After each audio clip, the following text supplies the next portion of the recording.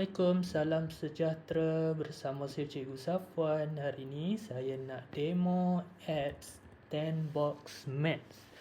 Dalam 10 Box Maths ni kita ada operasi tambah, ada operasi tolak dan juga mengira. Baiklah, rakan-rakan, saya akan gunakan soalan yang ada pada buku aktiviti matematik tahun 1. Ni contoh soalan dia. Kita ada 4 soalan lah.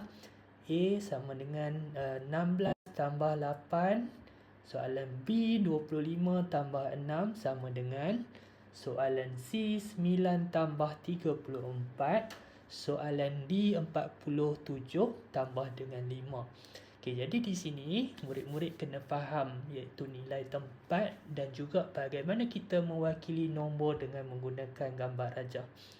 Jadi dengan menggunakan 10 Box Maths, dia dapat membantu murid faham secara visual. Pada masa yang sama, mereka ni tak payahlah hafal step tanpa faham.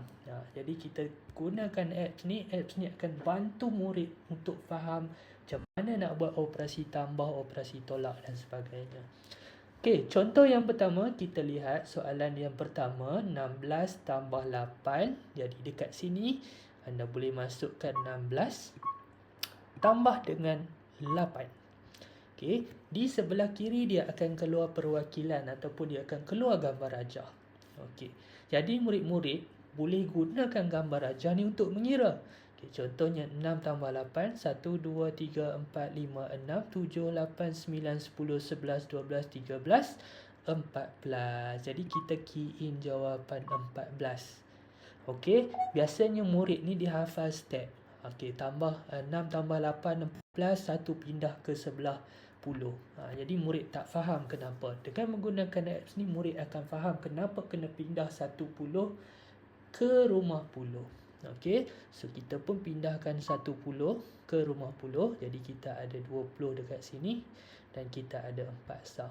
So kita gunakan gambar rajah untuk bantu murid mengira. So kita letak jawapan sama dengan 2. Jadi 16 tambah 8, jawapan dia 24. So apps ni juga dia ada demo animasi. Jadi murid boleh tengok balik macam mana proses tambah tu berlaku. Saya klik button demo animasi.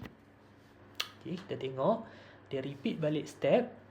Dia buat satu persatu dengan menggunakan gambar rajah, dengan menggunakan pengiraan dalam bentuk lazim. Jadi di sini murid boleh faham secara visual dan boleh faham kenapa kena pindah 1 ke rumah puluh dan sebagainya. So apps ni sangat-sangat menarik.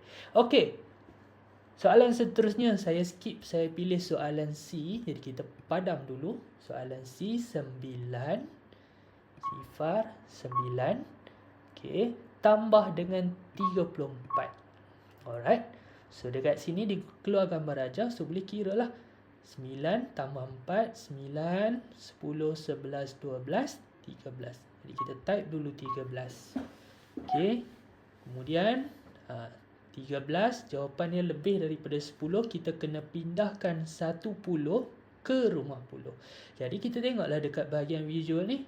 Nampak tak? Dekat sini dah cukup 10. Jadi ini boleh dipindahkan ke rumah puluh. Kita pindahkan ke rumah puluh.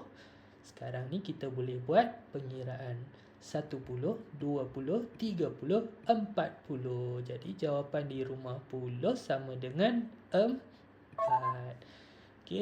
So kalau anda berminat untuk menggunakan apps ni, boleh hubungi saya.